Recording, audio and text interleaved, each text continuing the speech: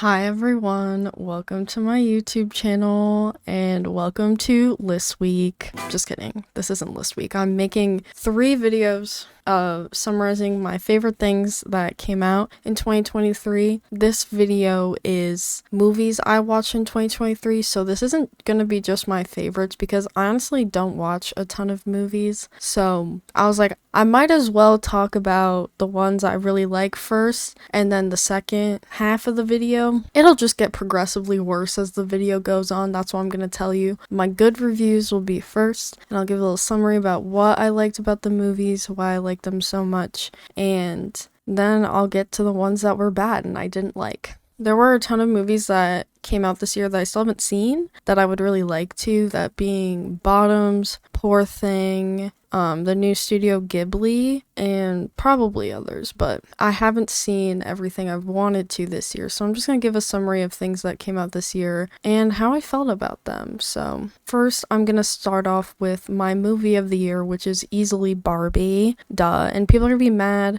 I didn't pick Oppenheimer, but Oppenheimer is a close second, so I'm immediately spoiling what's next. But Barbie was my favorite. It's such a fun movie, and I love Greta Gerwig, I love Margot Robbie, I love Ryan Gosling, and the whole cast is great. It's fun, very pink, very shiny, beautiful to look at. I love the set designs and like the little Panorama scene. So good. And I'm Just Ken is a bop. Yeah, so that has to be my movie of the year because I felt like everyone else was gonna give it to Oppenheimer, so I'm being a bit of a contrarian, but like not really. It's just I'm a girl, so I was kind of oh my god. Izzy. Damn, right on camera too. But yeah, I had to give it to a movie that I felt really captured girlhood really well. The girlies, we haven't really gotten a good girl movie in a while. And it also is, a bit feminist and such. I mean, I honestly wish it was a bit more feminist. Like, they weren't really that hard on, like, men or that stuff. But it made conservatives mad enough where I did feel very excited about it. And I kind of liked that everyone thought it was like this male hating movie. And I just thought it was really funny. The discourse around it was hilarious. And like they were going so far to try to make it seem to be like this man hating movie that they were just like making up plot points and just leaving details out in their reviews. I made a whole video breaking down why Ben Shapiro's just wrong about Barbie. Because like he brings up like plot holes, but then like leaves out the details that like would fill in the said plot holes. Like, but it's just a fun movie. Like, it's just really fun, very colorful, girly. I laughed, I cried. Like, the writing really funny. A lot of the jokes really landed for me. Some of them were a little corny, but it's Barbie. Come on, like, I don't know why people are expecting like profound philosophy from Barbie. No, I do understand like the criticisms that like it was a little easy on men. I guess like I agree, but I think it kind of needed to be something that mainstream with that big of like a brand name like Barbie.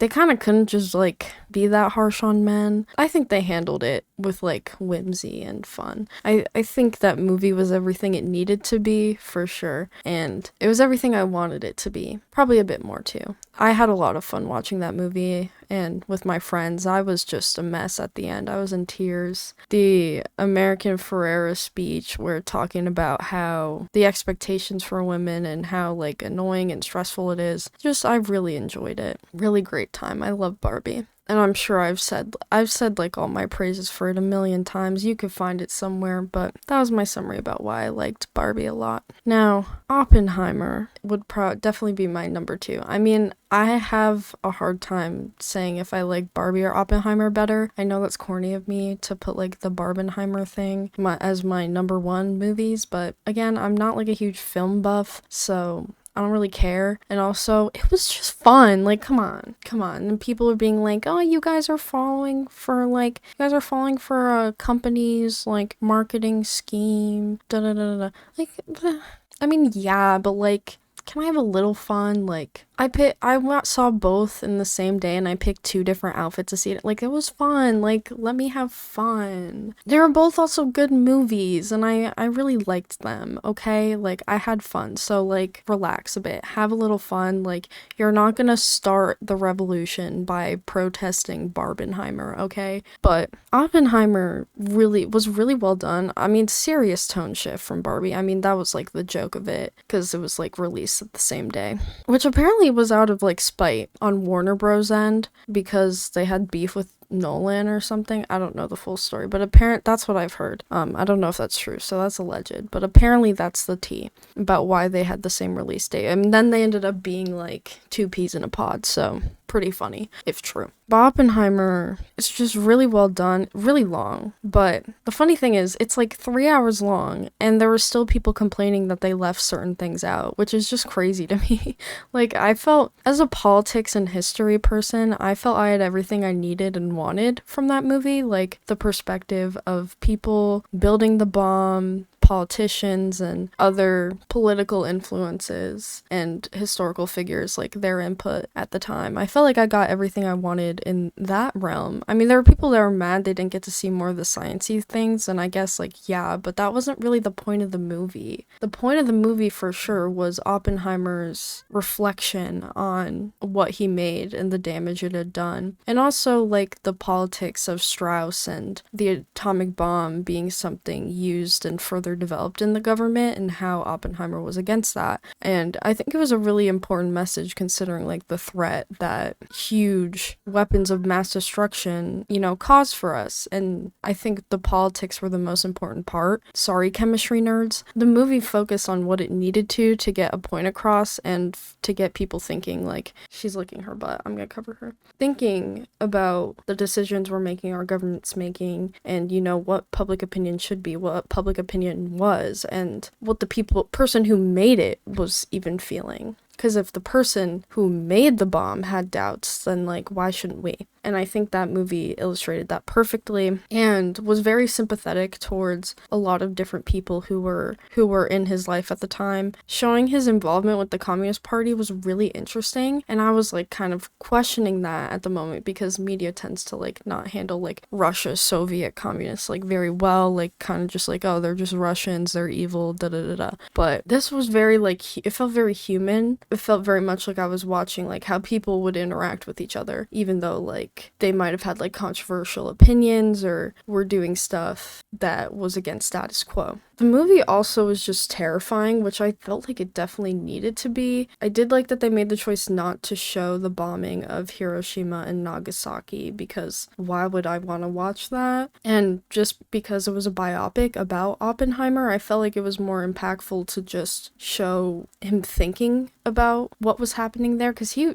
wasn't seeing what happened. I mean, no one could. Like, cameras didn't work because, like the waves or science, stuff like that. And also just people weren't there watching it happen. So it was just left to him to imagine like what his creation did to like these hundreds of thousands of people, which is infinitely more terrifying than them like trying to recreate the bombings there. And also, I think the test bomb in the desert was plenty for me. Like, I didn't need to see more bombs after that. The test bomb was, like, a perfect illustration of, like, the anxiety, like, what could happen and just, like, the power it had. And also, just that whole scene is just so amazing. So, I thought a lot of the decisions they made in that movie were really good, really impactful. And I thought it was, like, the perfect perspective, especially with politics now, to take on such a odd figure, And that about sums up how I feel about Oppenheimer. Really good. I loved it a lot. So let's move on to the next movie. So I gotta talk about Spider-Man Across the Spider-Verse because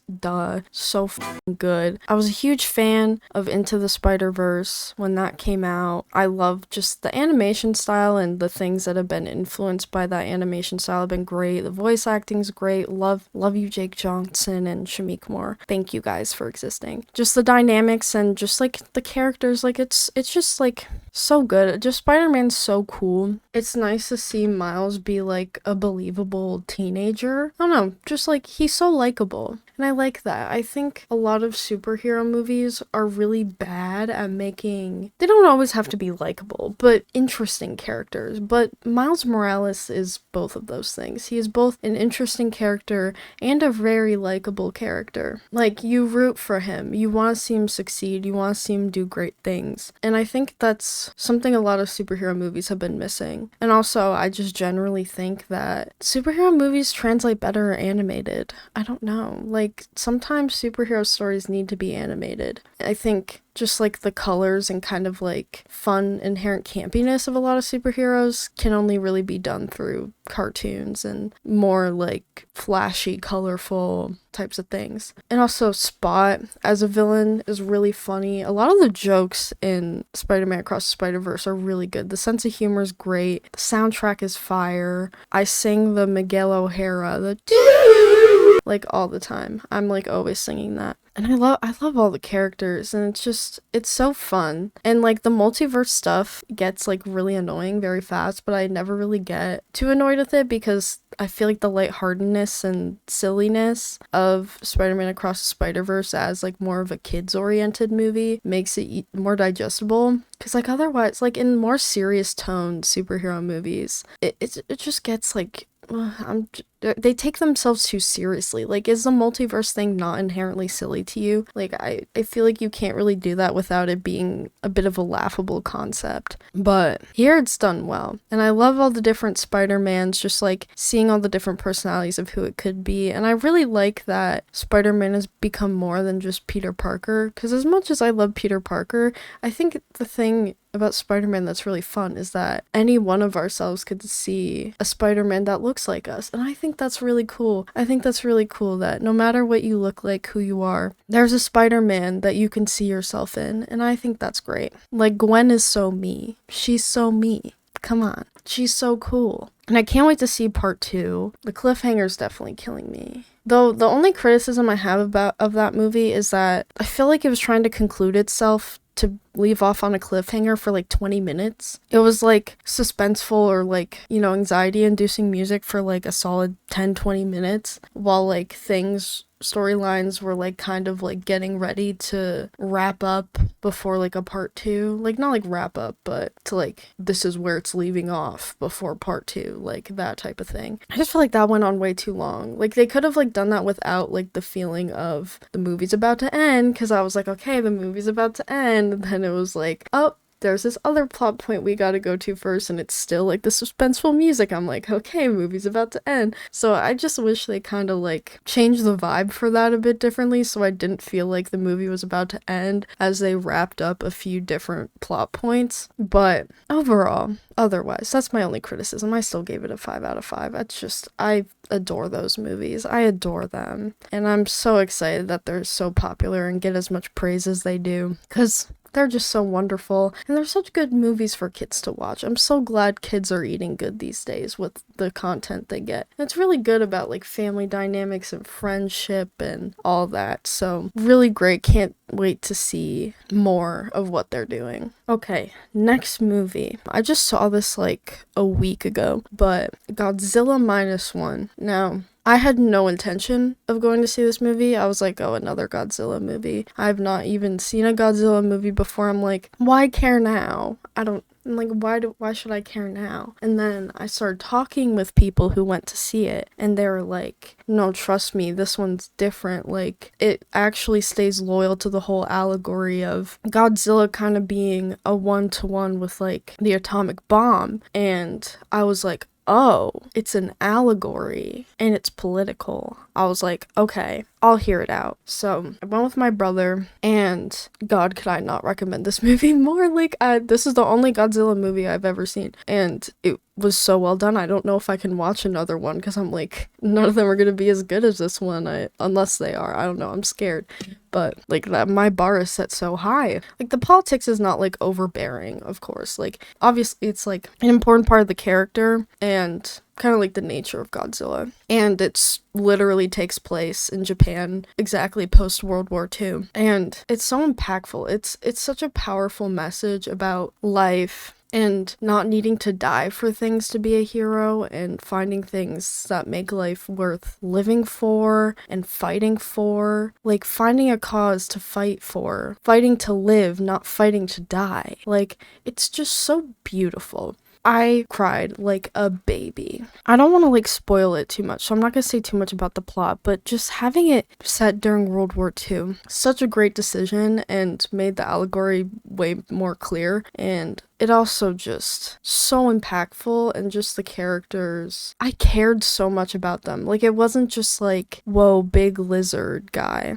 Which the lizard looked really cool. Like, the lizard looked really good. And like the CGI, like the special, I don't know anything about special effects, but the special effects looked great. It looked crazy. Like, really stressful. Like, the attack scenes were really stressful. But like, it wasn't just big lizard destroy things. It was big lizard destroy things that I care about. I felt like there was something to be lost from the big lizard. I cared about the people who were being hurt by the big lizard. And that's the difference, I think. It wasn't just a lot to be a lot. Like, the special effects were crazy. But I really cared about what happened. And I really cared about how the people in that movie ended up. And like their lives and who they were, and like them actually like meeting their goals. Like, oh, so good.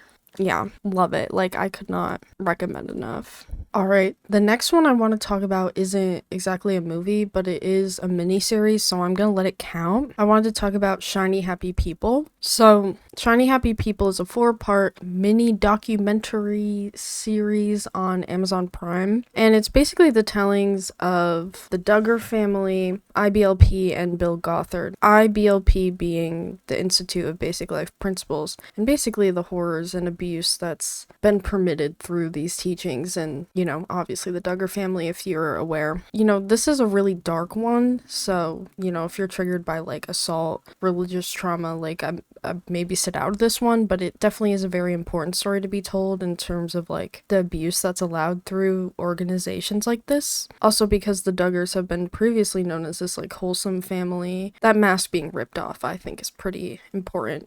Religious fundamentalists, like to show themselves was like perfect all-American wholesome family when there's skeletons in the closet. This isn't a full telling of like exactly what happened with the Duggars and everything, so if you're interested in that, if you'd like more background, I recommend watching Fundy Fridays explaining the lead up. Fundy Fridays has quite a few videos on it. I love Jen. Jen is also in Shiny Happy People, but yeah, this is more of a people telling. It's more focused on IBLP, which I think is good because that's like a broad institution that is causing a lot of this thing. And Bill Gothard, the head of IBLP, has like skeletons upon skeletons, like really disgusting human. It's just a great documentary, and I think it does a really good job at, showing the trauma that people have dealt with and what they had to go through and how they're doing now and what they would like other people to know. Alright, this is where it starts to fall off a bit. So the next one I want to talk about is the Five Nights at Freddy's movie. I've already done my review on this movie, so you can go watch that if you want to, but in summary, like, it is a bit goofy. The plot maybe isn't the best, but it's fun. It's definitely a fun watch. Like, if you need to, like, it's digestible and just easy and silly. So if you're a fan of FNAF, it's definitely made for people who know way too much about FNAF like I do. So since I did a whole review on that one, I'm gonna leave it at that. The next is the Super Mario Bros. Movie. A lot of people hated this movie, but I thought it was fine. Like, it was fun to watch. And also Jack Black. I mean, Jack Black, like, made the whole movie. Jack Black as Bowser just, like, killed it, so love him. And the movie was just fun. I mean, it wasn't like peak cinema. I wasn't expecting it to be. I was kind of just expecting a silly time with characters I was familiar with, and that's kind of what I got. Not really many details that are just crazy about this movie, but I thought it was fun. I had a good time. I didn't think it was that bad. I liked the voice acting. Chris Pratt wasn't even as bad as I was expecting. Like, I thought the whole time I was just gonna hear Chris Pratt, but I was able to look over it. Like, I was watching the movie and I completely forgot that it was Chris Pratt, and that's the least I could ask for, I think. Plot? I don't even remember the plot, honestly. There's not really a plot. Like, Bowser taking over Mushroom Kingdom or all the whatever. It's silly. It's nothing crazy. Just a Mario movie. I don't, not really much I could say about it. Not as good as the Sonic movies, I can tell you that. I'm a big fan of the Sonic movies. Next, I'm gonna talk about The Flash, which is not good. It was entertaining, maybe a bit too long, but also, like, I don't think this movie needed to exist at all. I think everyone can. I don't know why this movie came out. I don't know why they persisted. They were so stubborn to get this movie out, and it's like fine, like a fine movie. Like, I didn't think it was like detestable, I guess. Like, there were some fun moments in the movie, and some of the visuals looked cool, but the plot kind of sucked. And I kind of thought the whole purpose of the movie was like bringing back old Batmans and all that. So I don't know. I kind of cared more about seeing like the different people who played Batman than I did about whatever the Flash was doing. So also the multiverse, it was really dumb. This is an example of a multiverse being done really bad. I don't know why every single superhero has to try to do multiverse things. It's just, stop it. Stop. And Ezra Miller, not a good actor. I guess the point, Barry's supposed to be kind of like corny, but like it was too much. Like at some points I was like, calm down. Like he was just too quirky, Barry. Barry was too quirky. I couldn't do it. I was like, no, this acting not great. And just like, I don't even remember the plot for that one either. Like he gets stuck in the multiverse, he meets Michael Keaton, which I was excited to see Michael Keaton because I do like the old Batmans quite a lot. And I like Michael Keaton. But, and then George Clooney at the end, I was like, ugh, really? George Clooney? That one? He ended up in the worst universe, but I guess that makes sense. For a bad movie, I guess I'm okay with him ending up in the worst one. So I hope they recast The Flash for other ones, because I did not like Ezra Miller as Barry. They're not good as The Flash. I was not a fan. I do not recommend that movie at all. I just watched it mainly out of curiosity, but I've started to learn that my curiosity should sometimes be ignored, because this was not a good curiosity moment. It was entertaining, but like it's just not good. I don't like it, and I think The Flash deserves better as a character. Okay, the last one and my least favorite of this year, probably the worst movie I've seen this year, and it's just really bad. Probably the worst movie I've seen in a while, is Your Place or Mine, which is a rom-com starring Reese Witherspoon and Ashton Kutcher. I couldn't believe this came out this year, because I felt like I watched this like so long ago. Like this felt like a fever dream. I watched this with my dad and his girlfriend, and boy am I not the demographic for this movie, but I think even the people who are the demographic for this movie should not watch it, because there are definitely better rom-coms out there. The plot was so dumb. It was like these like two people, they're like best friends, they hooked up like one time and then they were like besties for decades, and they're like living across the country, and she's gonna go to New York and like stay at his place while she takes like a course, but then her babysitter drops out, so they like basically switch places, and he babysits her kid and she stays in his place. Like there's no romance, and it's not funny either. Like for a rom-com, there's no comedy and there's no romance, like because you don't even see them do anything together until the very end, like when they cross paths at the airport. Like it's just dumb, like not even romantic. Like the plot is dumb, none of the jokes are funny, and it's just a bad, I guess the concept could have been done okay, but like not really. Like in terms of a rom-com, like maybe as a show, but like just a rom-com movie, they don't spend enough time together for me to want them to be together. I'm like, did Reese and Ashton Kutcher, did they even like interact at all while filming this movie? I don't think they did, because this is just bad, and they don't interact until the very end. Like you don't see them interact. Like why would I want them to succeed? Like why would I want to see them together if I haven't seen them together? Like it's really weird. But anyways, that was the last movie I've seen this year. Told you I didn't watch very many this year, but still wanted to make this because I thought it would be fun. So thank you for watching. Let me know what your favorite movies were, any recommendations that I didn't have on this list, because if they're not on the list, I haven't seen them. And yeah, let me know what your favorite, if you agree with any of my takes, your movie of the year, and I'll see you when I see you. Bye bye.